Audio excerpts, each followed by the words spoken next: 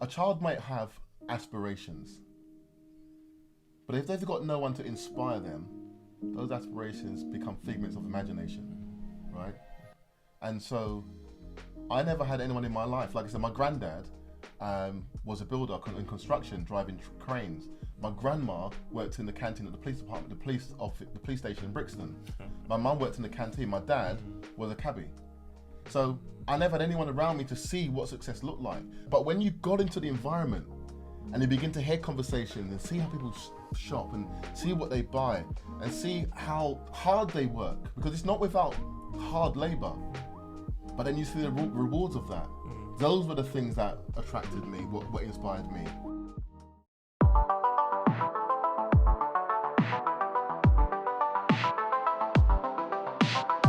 Hello everyone, and welcome to this week's episode of Against All Odds.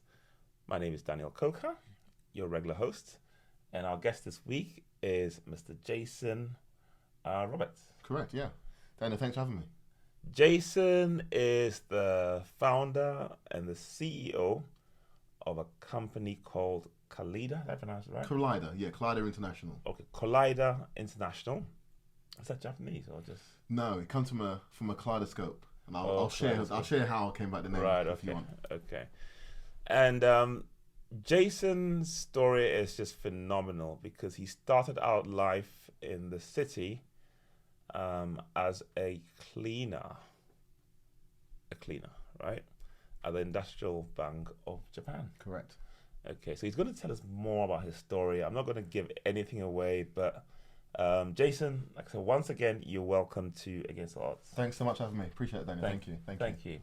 So, Jason, just tell us a bit about your story. I mean, like I said, how does somebody go from a cleaner, okay, obviously through various iterations, to not even to what you're doing now, but you're actually running a team at JP Morgan Chase. Right. So let's do that segment first before we move to what you're doing now. Well, I think what's interesting, Daniel, and I really appreciate the conversation. I think Against All Odds really typifies my journey and my story. I'm from a single parent background, Caribbean parents. Dad left when I was a couple months old. I grew up in a council flat in Kennington before moving to Brixton, South London. Wow. So when you think about the odds, they are stacked against me in those situations, because when mum is working two jobs to try to make ends meet and getting stressed out with poll tax and all the different taxes, and you learn to rob Peter to pay Paul. It was her saying, actually. You find yourself in a situation where you have to try and do something that you can aspire to become. And that sometimes means that your path to your outcome might not be as glorious as the outcome. Okay. But the journey is really important. The lessons learned in that journey is important. And so with mum working, my mum worked at in the canteen of the Industrial Bank of Japan.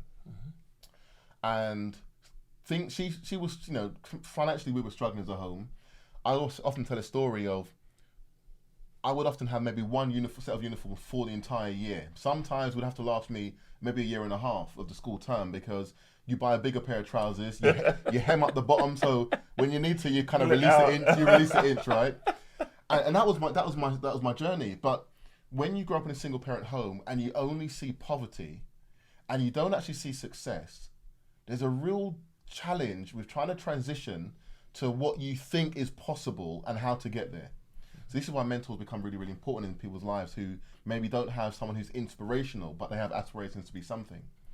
So mum worked two jobs. She couldn't afford much for us. In actual fact, mum's gift to us was, so I had a brother and a sister, 2-bedroom council flat in Kennington, was when she would go and do the second job. So she would work in the restaurants, in the canteen, 9 a.m. till, let's say 3:30. Get home around about 4 o'clock. She would often have a couple of hours sleep because she had to get to work again for midnight to make sandwiches until 6. So that's where I was like, I learned to become a cook at home. I would iron shirts on the weekend. It would be maybe doing 15 to sometimes 20 shirts when my sister was older, I have to wear school uniform. And that would be my job on the weekends to kind of do those shirts. But when I had to wake her to get her ready to go to work in the night time, her gift, particularly during the autumn, was to climb the fences of Kennington Park. She'd get off at Oval Station, walk up to Kennington Park, climb the fence, pick up a bag of conkers, and that would be a gift to us. So imagine, so I'm born on my mother's birthday. So we've got exactly 20 years between us. I'm now 10 years old. Imagine a 30-year-old woman, right, climbing a fence of a private park. Yeah. That was what how- she gave us. That was what she could afford. But whilst I was grateful for that, I aspired to be more. And if you kind of move the story forward slightly, I did 2 years in college. I probably got three. I think I got 3 GCSEs, one in drama. I think the 2 C's that was an A, and I got 2 C's. I think in science, I think it was, or English actually. It was English. Those are the only GCSEs that I got. The others were, F's and G's, E's, etc. I then went to college and did a GNVQ Advanced in Business and Finance. My attendance will read 96, 95%, 94%. But I didn't get the grade because I wasn't able to do all the exams. I'm not book smart. I'm articulate now. I'm really capable. But as a child, I'd struggled in school. And so what had to happen for me was I during the summers, particularly of my 5th year in school, and in my first 2 years at college, I went and got a job. My mum got me a job, at the Industrial Bank of Japan, where she worked in the canteen, and I was a messenger for the 6 weeks of the summer, going around the banks, handing out the actual envelopes.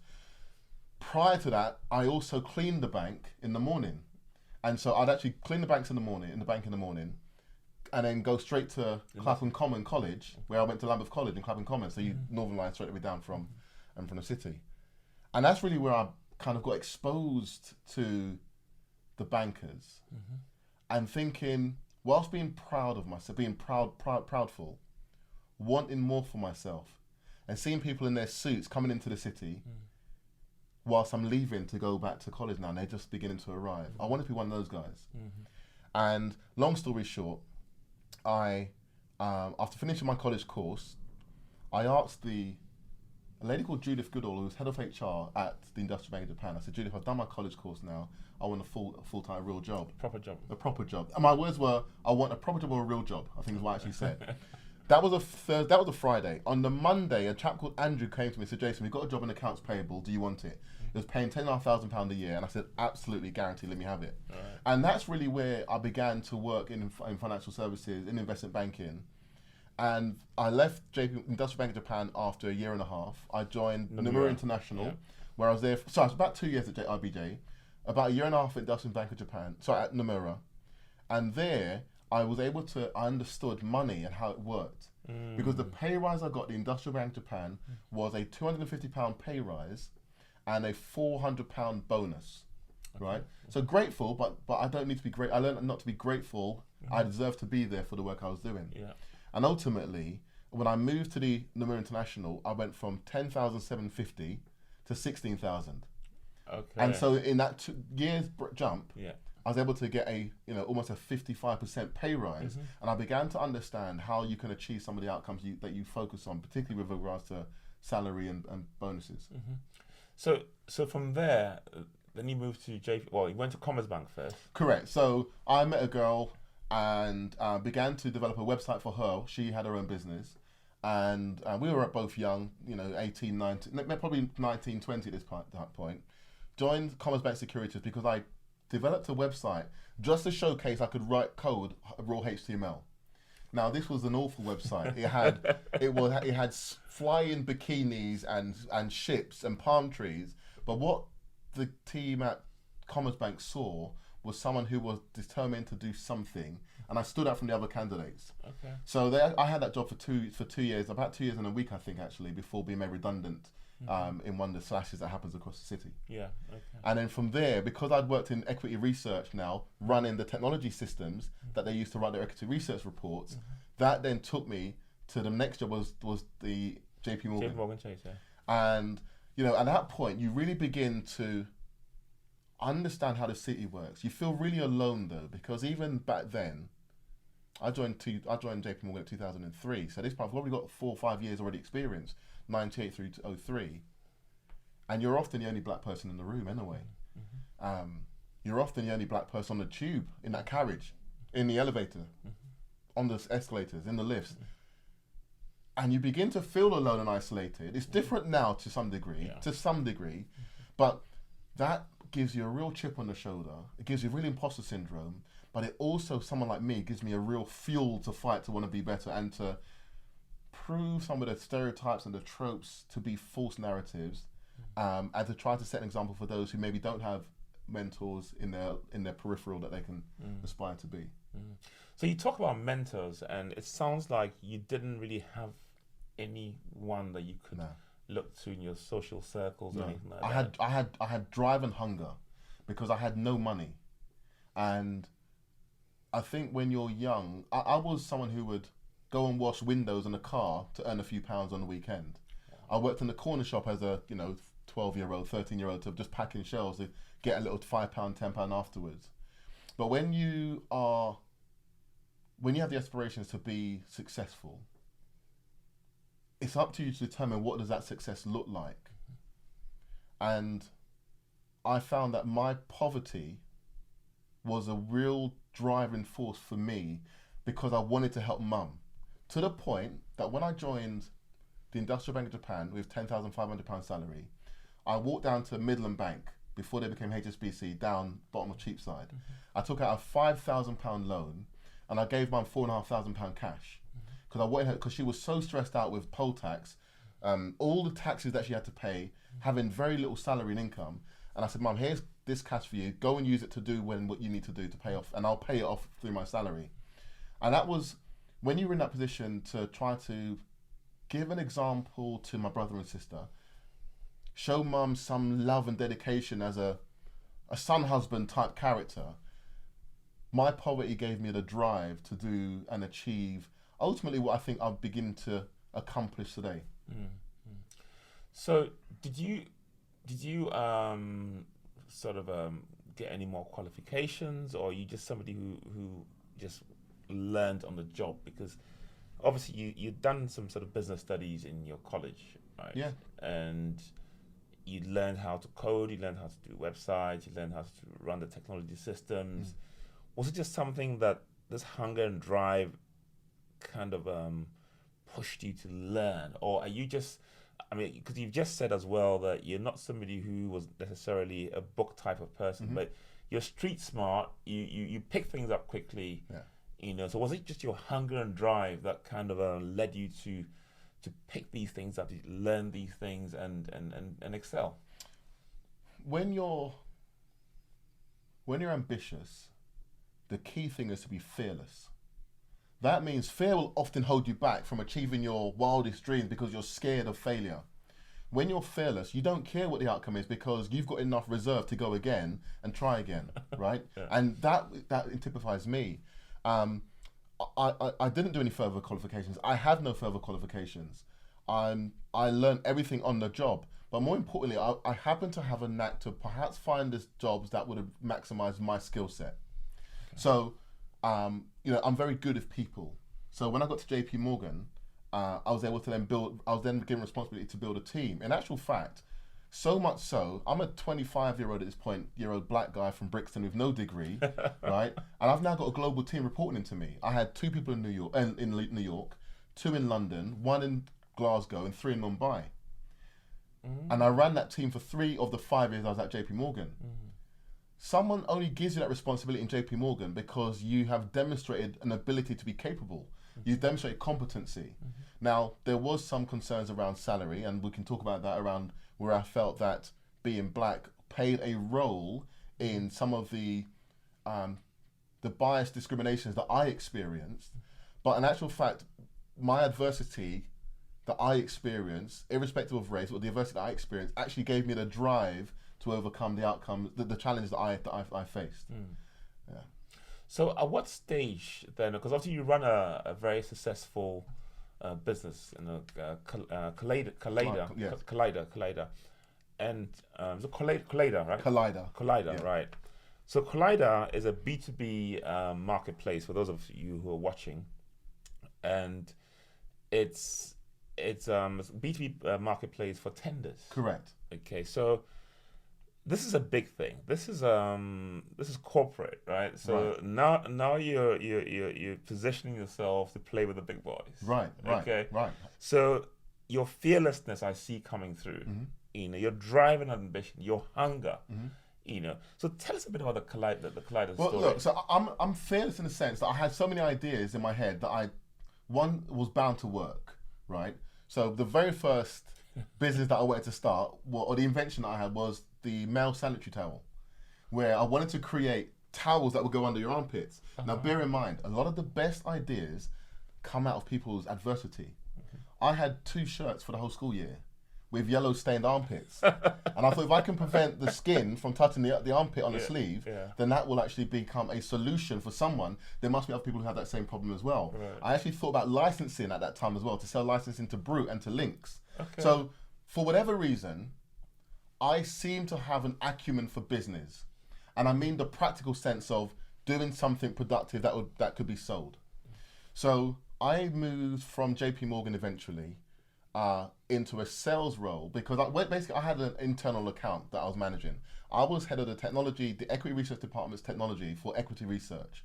I had when you think about investment banking, the way it starts is the equity research analysts, right? They write a report. They're sector-based analysts. So you might have one who focuses on airlines. They will write a report in a template that will be the JP Morgan brand and feel and look and color scheme, and they will publish that report that will be disseminated across the market. I ran that system. The traders can't work without that information being out. They can't trade on buy BA, sell Virgin without that research being out. And I had the power to say, take the system down now because there's a problem that we have to fix, and bring it back up so the guys can do their jobs. And so that was I ran that, consider them my client, my internal client. Now I want to take that management of those stakeholders, delivering solutions into the sales world. And I think someone said to me, you'd be really good at sales. And I ended up getting a sales job, working for a small US company that was then acquired by a company called Advent, to be the head of account management. It then grew to becoming the head of sales as well. And I was there for, if I call, about 4.5, 5 years as well, where I really cut my teeth in the sales space. But I learned so much around how businesses transact, how to make a sales call, where the opportunities exist, and how to make more money. Because now I'm not only getting a salary, I'm also getting a bonus now on commissions, right? So go back to the time when I learned the idea of moving from one job to another can get you a 15, 20, 30% pay rise versus a 2% pay rise. Take that acumen now. That's not book smart. That's just right. But it's also bravery to leave the environment and go into something else. And that's really how I began to transition. That's how I transitioned from investment banking, technology departments, to selling technology back to banks, asset managers and hedge funds. And in that journey, I came across 2 problems, right? Now, bear in mind, I was in sales for about 13 years. I came across a couple of problems. The first one is I'm making 12,000 phone calls a year, 50 calls a day pretty much, because you have to keep making phone calls to find the opportunities and that you can sell. You build your pipeline. You know, for some of the viewers out there, your pipeline's got to be at least 5 times your annual target. So if you want to make £1 million a year or sell £1 million, you've got to have a £5 million pipeline. You do that pipeline you create that pipeline by making calls, and running events and having meetings. The activity is relentless in the sales world. But I come from nothing, so that ain't hard work for me, right? That's normal, that's light work. So then you learn to utilize some of the attributes that you've gathered over the years. So being in a situation where I'm now trying to work out, how do I get access to the next sale? I call someone at a bank or an asset manager, they say, call back in 6 months' time. I'm like, fine, I'll call back in 5 months because 6 months is too late. They already signed a contract the month before, so I still missed it. And I said to myself, being a solution-based person, how can I get access to the opportunity and not miss it? I keep missing them. But in addition to that, that's the first problem. The second one's really, really profound. I actually now got into the room. I've made the phone call. I've made the connection. I've built the relationship. I'm now actually in that room. But in walks 6'5" black Jason from Brixton. That's sometimes the chip on my shoulder. But the truth is, there's no representation in those rooms, particularly back then. There was no women in the rooms making executive decisions. I was probably the only black person in that room. The black person in the room may not have had any power for the most part. I can remember one guy, he was COO at a asset manager.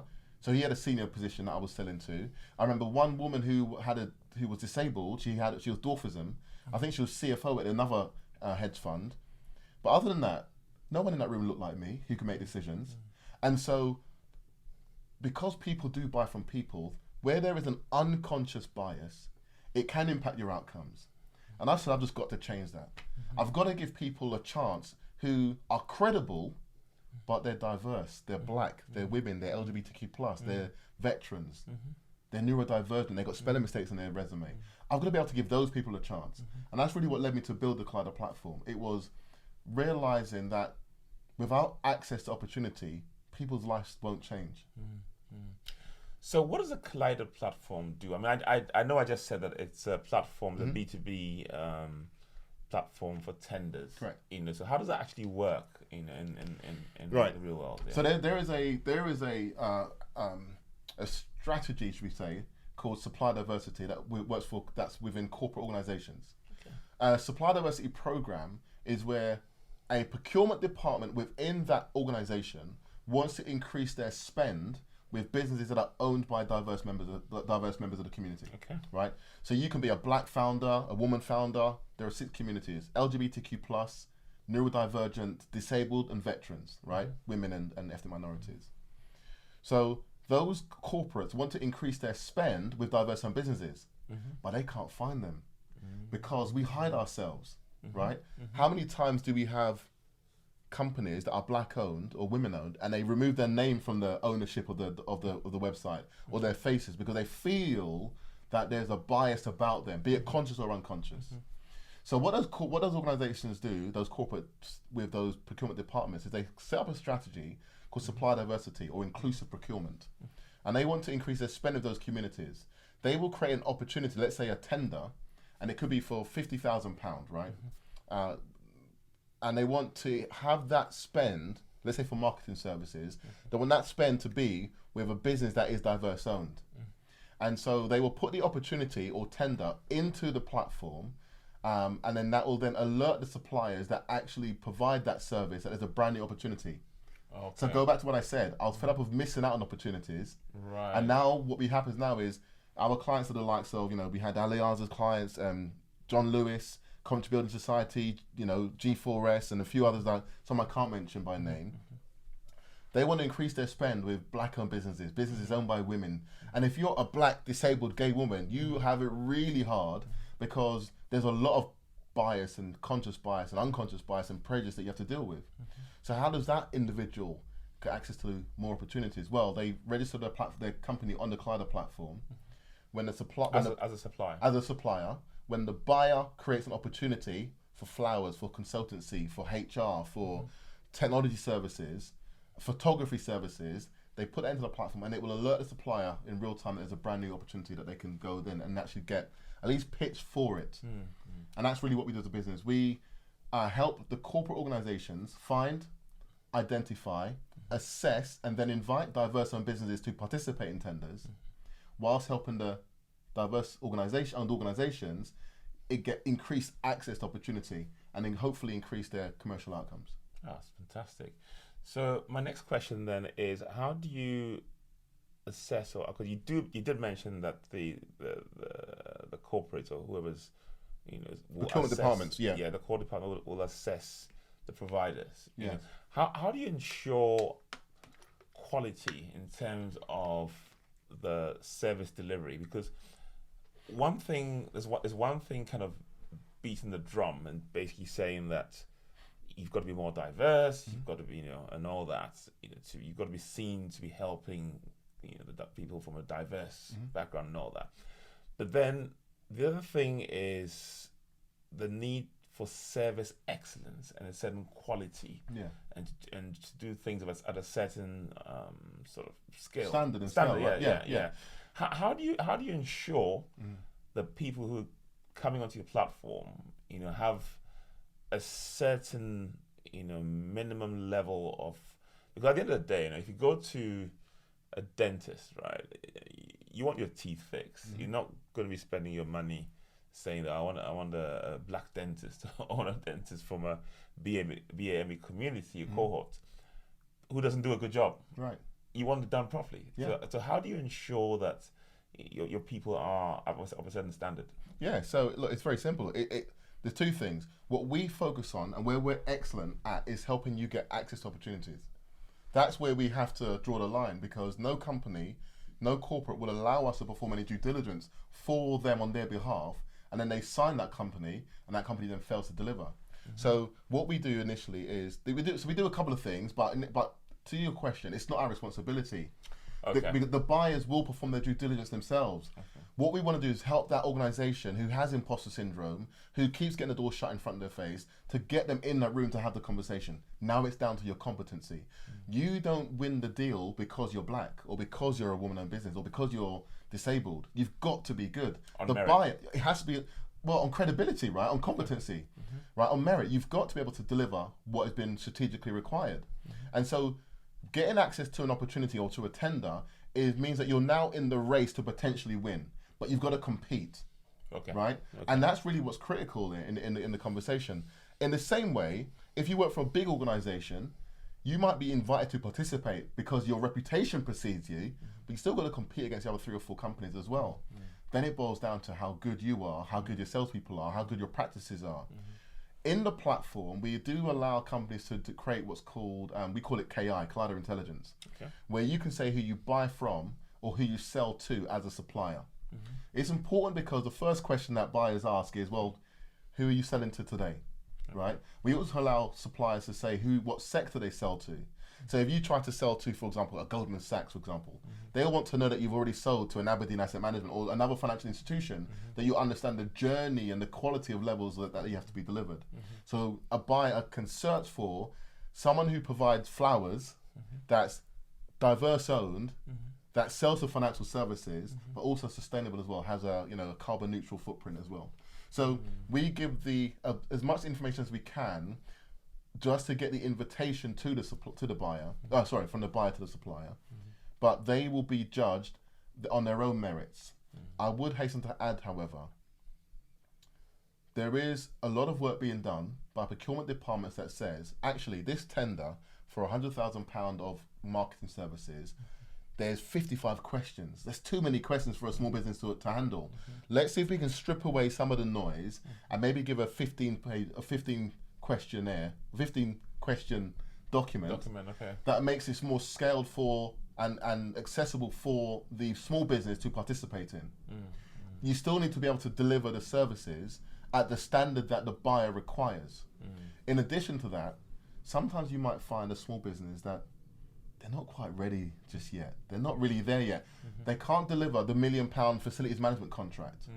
So then we have conversations with the buyer to say, how about you award 90% of that contract to your big tier 1 suppliers, tier 2 suppliers. Let them run with it. But partner them off with the small business. Give that company 10%, but help them learn how to be better. So there's lots of things that can be done, lots of conversations that we have. Listen, I make no apology. We have changed the way companies are doing supply diversity for one core reason. Before Kaleida was launched, there were different communities all separated. The black community was represented by MSD UK. The LGBTQ community is represented by Out Britain. The women community are represented by We Connect. There's Veteran Inc. There's Disability Inc. The buyer says, we need one place to go.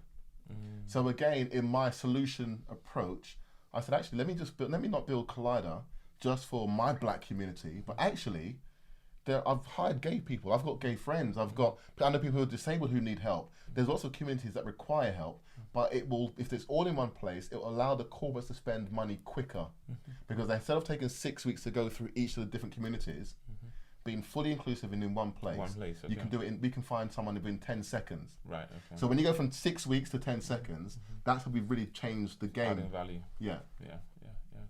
Oh wow, that's amazing. So, in your wildest dreams, did you ever see yourself, having started off on a council estate, did you ever see yourself, being a founder and the CEO of a business, a big business, dealing with clients in a technology business, and basically the space that you occupy now? No, I didn't. And the reason why I didn't is because and I really liken it to, I may have said earlier, but a child might have aspirations, but if they've got no one to inspire them, those aspirations become figments of imagination, right? And so I never had anyone in my life. Like I said, my granddad was a builder in construction, driving cranes. My grandma worked in the canteen at the police department, the police station in Brixton. My mum worked in the canteen. My dad was a cabbie. So I never had anyone around me to see what success looked like. Here's what's interesting. There was one time I was in the lift going down. I remember going down. I think I was at Commerce Bank. I think it was Commerce Bank. It might have been IBJ. And I heard these two guys talking about, I've just had my kitchen fitted. It cost me 25 grand. And I'm like, how does someone spend £25,000 on a kitchen, right? And I'm earning 10.5 grand a year.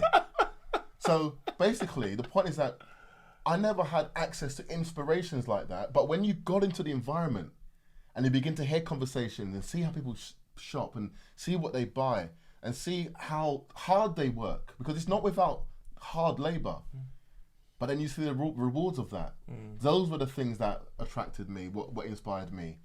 Okay, I did grow up in the church, and mum was very religious. Was I exposed to anything in that space? Not really, because religion teaches you about heaven and your reward is in heaven, as opposed to religion teaching about doing the work here as well. In my church that I went to, I should say, just so no one doesn't start showing shots at me. But from that standpoint, I never had any parental guidance to give me the inspiration. It was purely my drive to help mum be a bit more comfortable, coming from poverty, and being a solution-based individual. That just inspired me to really, I back me. And for anyone listening, sometimes you might not have anyone believing in you. You might have everyone telling you yes and no one telling you no, but they're not telling you what you need to hear. You've got to be your biggest critic. You have to be the person that first notices the problem and then someone endorses the problem. You can't always wait for someone to tell you what to do or how to do it. And I've just found I've been very open to, I'm not very good with critique.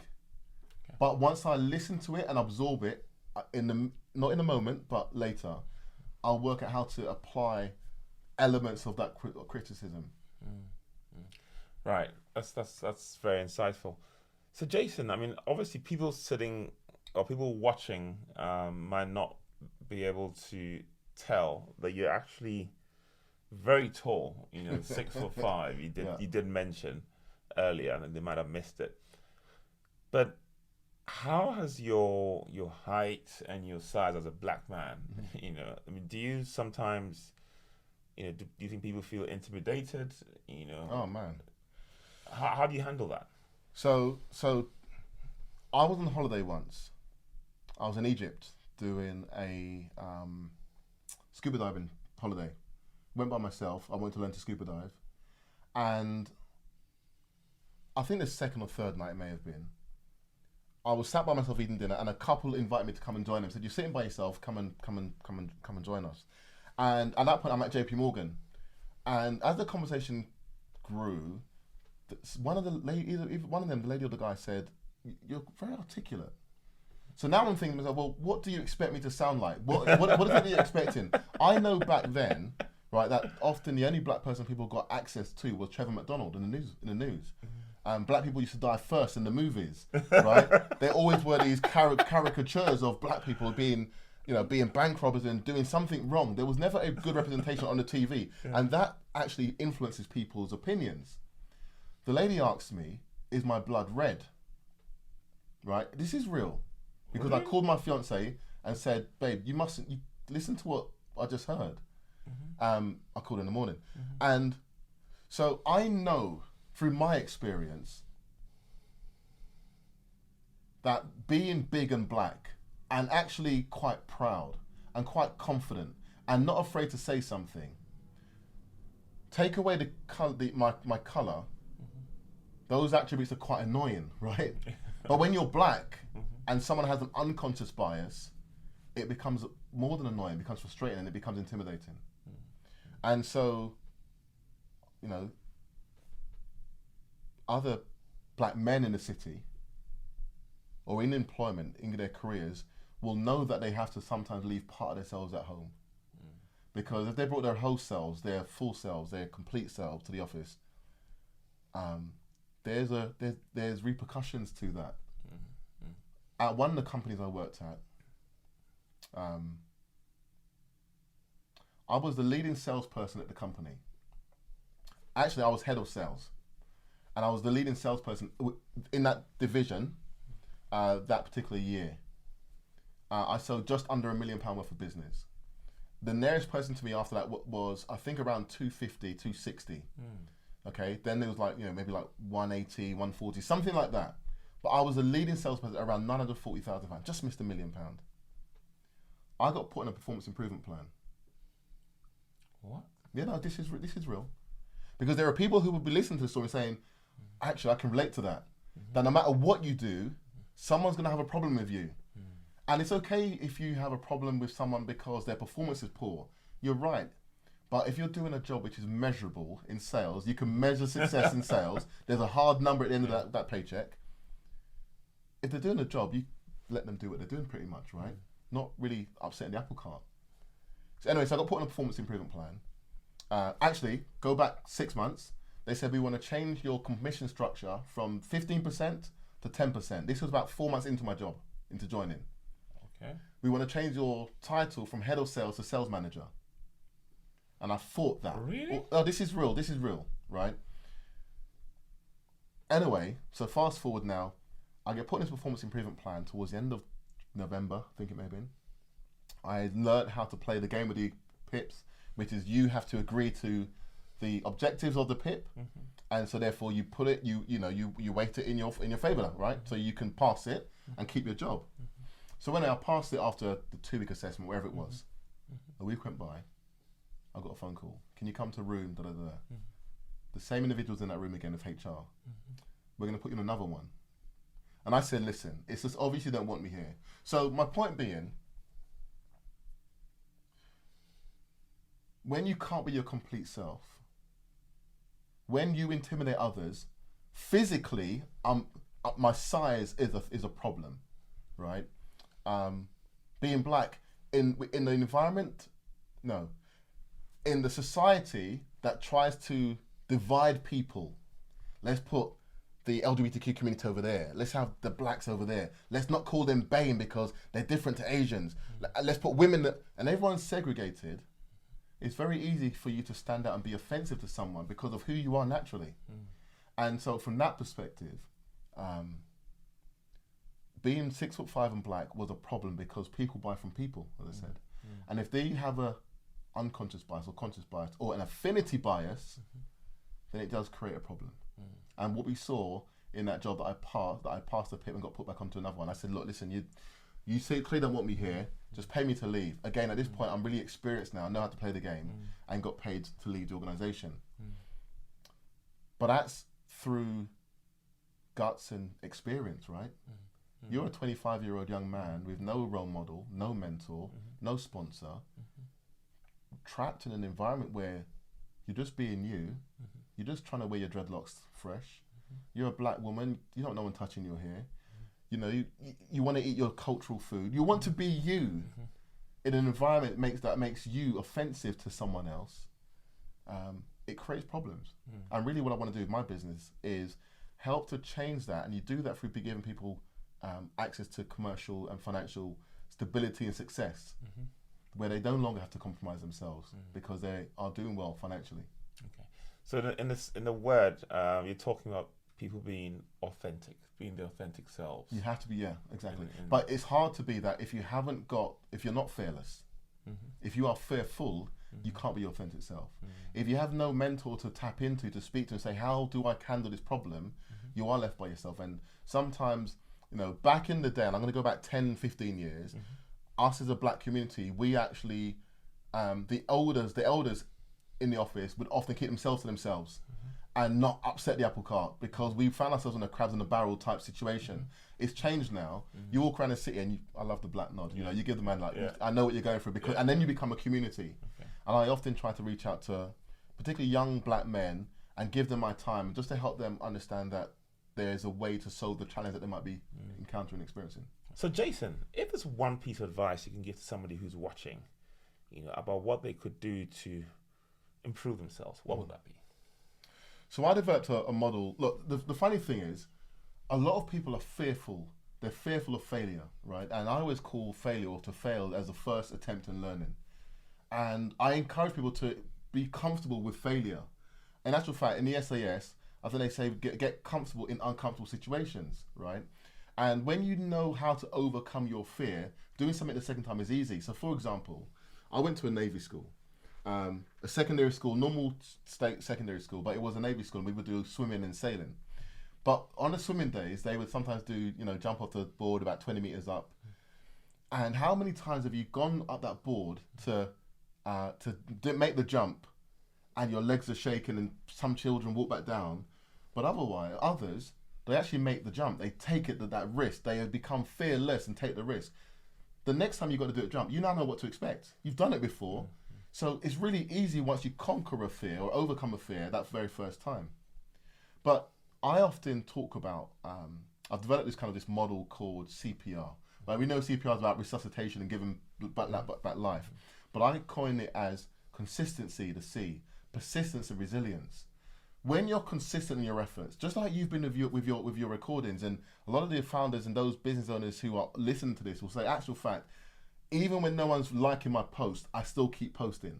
Even when no one's answering the phone, I still keep calling. Even when no one's buying my product, I still keep trying to sell. You've got to be consistent, despite the failures that you will experience. The resilience is the interesting one. Sorry, let's go P first. So persistence. That persistence, that perseverance, the perseverance to keep going through the hard times, through the difficult times, that's really where you build the attributes and the characteristics that will help you get through those challenges that are ahead. And every time your business evolves, there's new challenges. You've got to persevere. But the R is really interesting. It's resilience.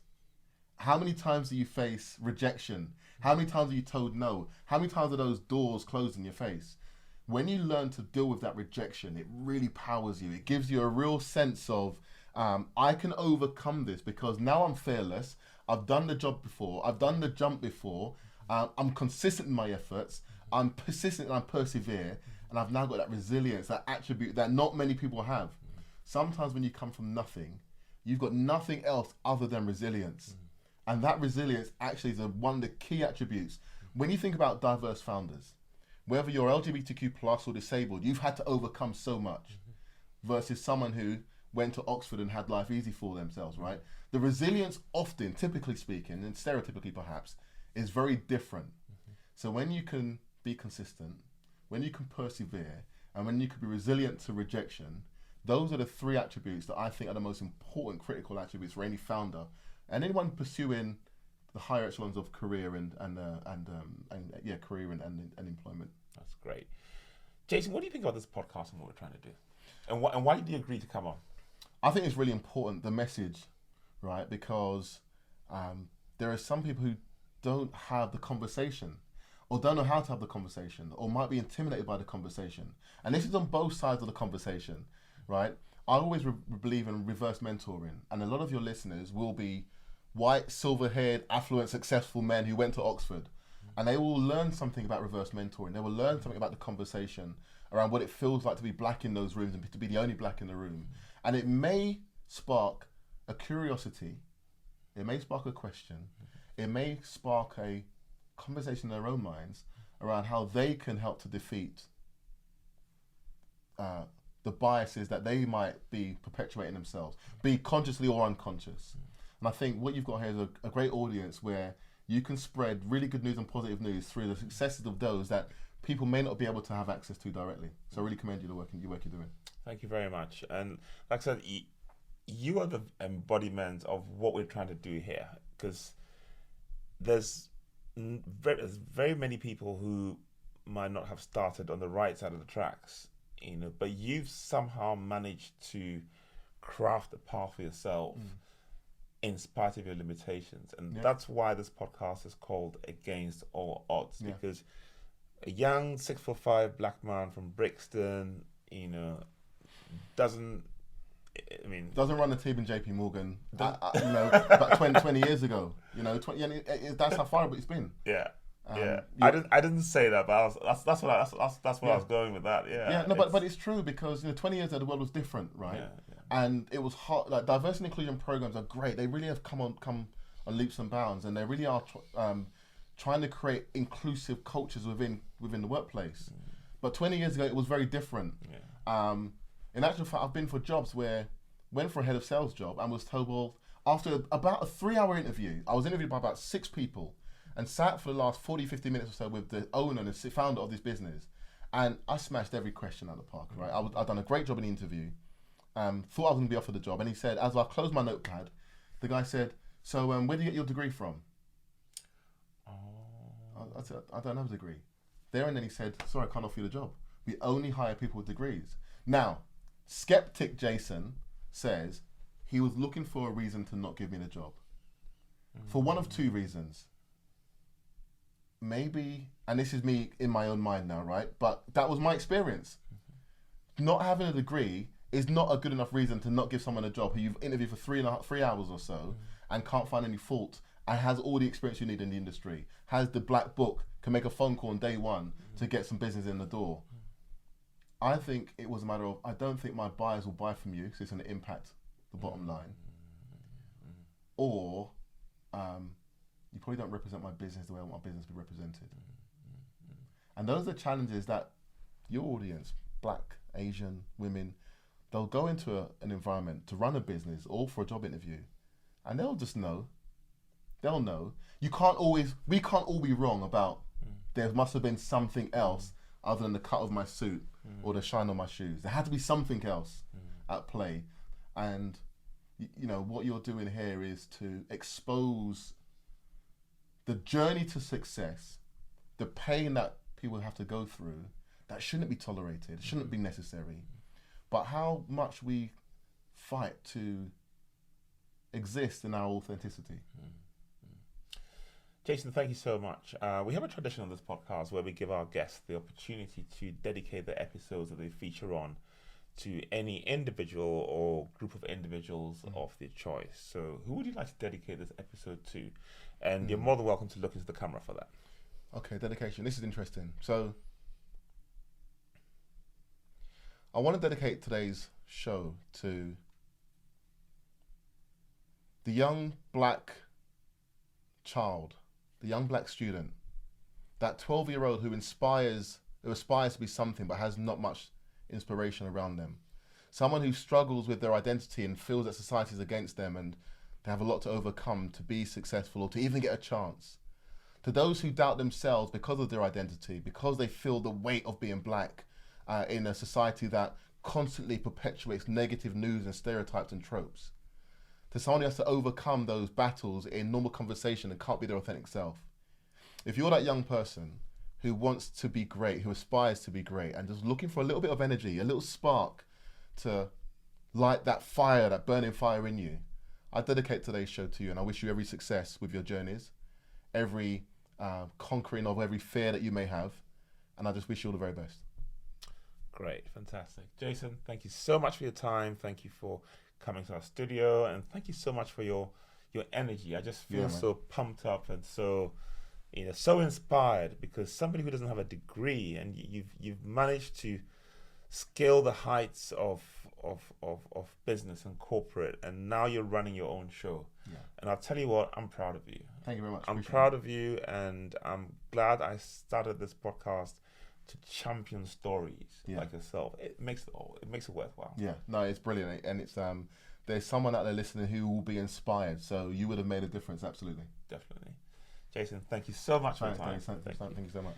If you've enjoyed this episode, I'd like you to leave some comments, like, share, and subscribe to help us grow this platform, because the bigger the platform gets, the bigger and better the guest gets. So thank you very much, and see you next week.